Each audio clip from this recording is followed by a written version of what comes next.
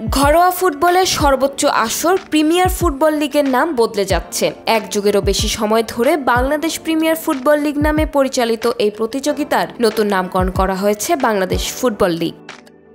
বুধবার 24 September Bangladesh football federation নির্বাহী কমিটির জরুরি সভা শেষে ক্লাবগুলোর সঙ্গে আলোচনা করে এই সিদ্ধান্ত চূড়ান্ত করা হয়। 2007 সালে এশিয়ান ফুটবল কনফেডারেশনের সুপারিশে বাফুফে প্রথমবার পেশাদার লিগ চালু করে, তখন নামকরণ হয়েছিল বি লিগ। 2008 সালে কাজী সালাউদ্দিন সভাপতি হওয়ার পর সেটির নাম হয় বাংলাদেশ লিগ। এরপর 2011 সালে আবার পরিবর্তন হয়ে বাংলাদেশ প্রিমিয়ার ফুটবল লিগ নামে পরিচিতি পায়। দীর্ঘ এক যুগ পর এবার আবারও নাম পরিবর্তন হলো।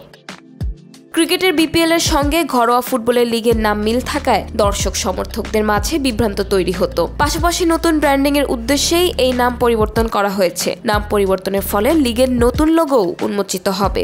শুক্রবার 26 সেপ্টেম্বর থেকে মুন্সিগঞ্জ ও মানিকগঞ্জে শুরু হচ্ছে ঘরোয়া ফুটবলের এই শীর্ষ আসর। শেষ মুহূর্তে নাম পরিবর্তনের কারণে নতুন ব্যানার ও প্রচারণার কাজে তোড়জোড় চলছে। স্পন্সরশিপ নিয়েও কাজ করছে বাফুফে। গত কয়েক মৌসুম বসুন্ধরা গ্রুপ স্পন্সর থাকলেও এবার নতুন স্পন্সরের সঙ্গে আলোচনা প্রায় শেষ পর্যায়ে পৌঁছেছে, তবে আনুষ্ঠানিক কোনো ঘোষণা এখনো আসেনি।